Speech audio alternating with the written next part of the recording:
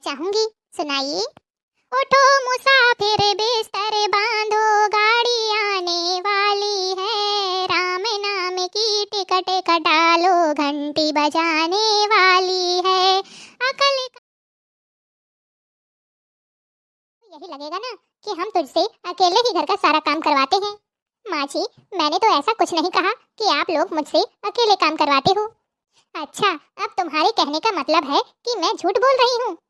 जब तुम्हारी माँ ने तुम्हें वहाँ रुकने के लिए कहा था तो तुमने उनसे यही कहा था ना कि मैं रुक नहीं सकती हूँ, घर पर बहुत से काम हैं जो मुझे ही करने होते हैं। अच्छा, तो अब समझी, बेटे ने आते ही माँ से चुगली कर दी। सचमुच दोनों माँ बेटे की सोच एक जैसी है।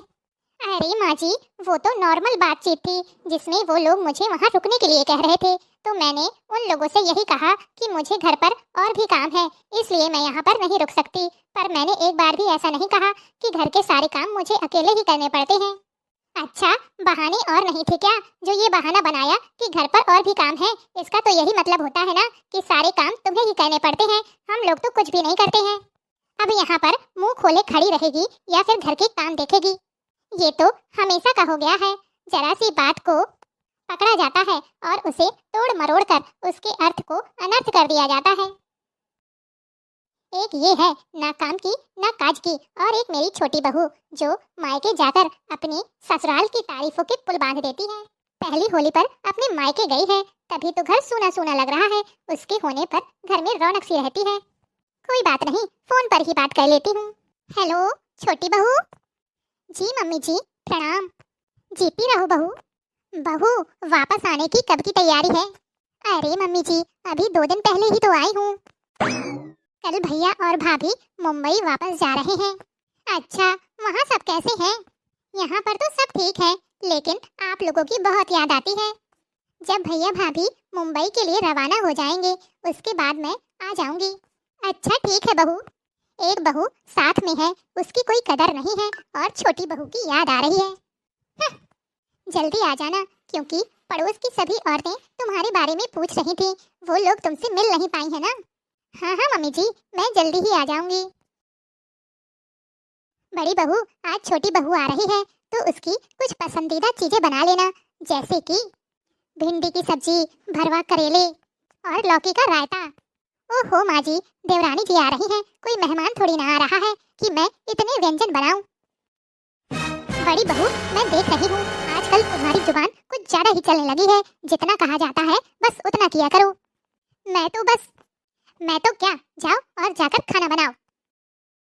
अरे वाह बहू, तुम आ गई। जी मम्मी जी, आपको मेरी इतनी याद आ रही थी तो मुझे आना ही पड़ा। चलो बहुत ही अच्छा किया, अपने कमरे में जाकर आराम करो, थक गई होगी। मैं बड़ी बहू से कह के तुम्हारे कमरे में ही खाना भिजवा दूंगी। जी मम्मी जी। अच्छा बहू सुनो, अब तुम आ ही गई हो तो आज शाम को ही पड़ोस की औरतों को बुलवा लेती हूँ। थोड़े बहुत गाने बजाने हो जाएंगे, तुम्हारी मुंह दिखाई भी हो जाएगी और होली मिलन भी हो जाएगा। सारे काम एक साथ निपट जाएंगे।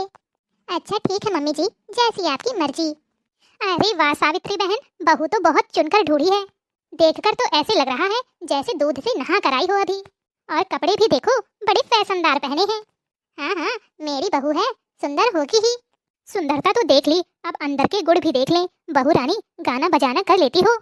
हाँ हाँ आंटी जी, गा भी लेती हूँ और बजा भी लेती हूँ, लेकिन आप लोग ढोलक लेकर नहीं आई तो क्या आपके गाल बजाऊं?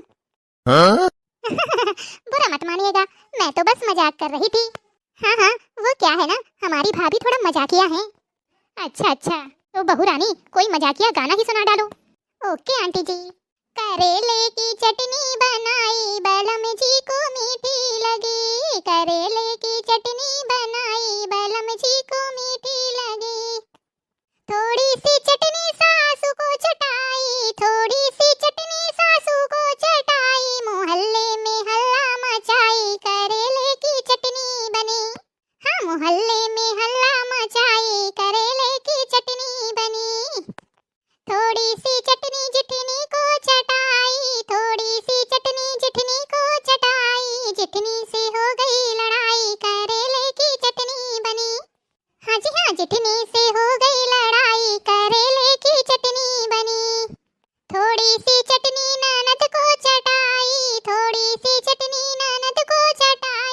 नदिया बाहर फेंक आई, करेले की चटनी बनी। हाँ ना, नदिया बाहर फेंक आई, करेले की चटनी बनी। साजन हमारे सबसे प्यारे, साजन हमारे सबसे प्यारे, बस उनके ही मन चटनी भाई, बलम जी को मीठी लगी। हाँ, करेले की चटनी बनाई, बलम जी को मीठी लगी। बहू रानी, तुम्हारा मजाकिया गाना तो बहुत अच्छा था, लेकिन पुराने जमाने के गानों की बात ही कुछ अलग होती है, जिनमें जीवन की सच्चाई की झलक दिखाई देती है। अच्छा, तो ऐसा भजन मैं भी सुनना चाहूंगी, सुनाइए। उठो मुसाफिर बिस्तर बांधो, गाड़ी आने वाली है, राम नाम की टिकट कटा लो, घंटी बजाने वाली है। अकल का इंजन, कर्म का कोयला, धर्म का धुआं उड़ाती है, पाप पुण्य के डिब्बे लेकर यमपुर जाने वाली है। उठो मुसाफिर बिस्तर बांधो, गाड़ी आने वाली है, राम नाम की टिकट कटा लो, घंटी बजाने वाली है। मन का गार्ड, बुद्धि का ड्राइवर, सांस की बीन बजाती है, जल्दी आना स्टेशन पर, फिर नहीं आने वाली है। उठो मुसाफिर बिस्तर बांधो, गाड़ी आने वाली है, राम नाम की टिकट कटा लो, घंटी बजाने वाली है। इस गाड़ी में हर कोई बैठे, राजा सेठ भिखारी है, कहते कबीर सुनो भाई साधु, गाड़ी अजब निराली है। उठो मुसाफिर बिस्तर बांधो, गाड़ी आने वाली है, राम नाम की टिकट कटा लो, घंटी बजाने वाली है। अरे वाह आंटी जी, आप तो बहुत अच्छे भजन सुनाती हैं। हाँ बहू रानी, ये चेतावनी भजन है, अगर जिसके समझ में आ गया तो बहुत अच्छा, जिसके समझ में नहीं आया तो वो ना समझ है।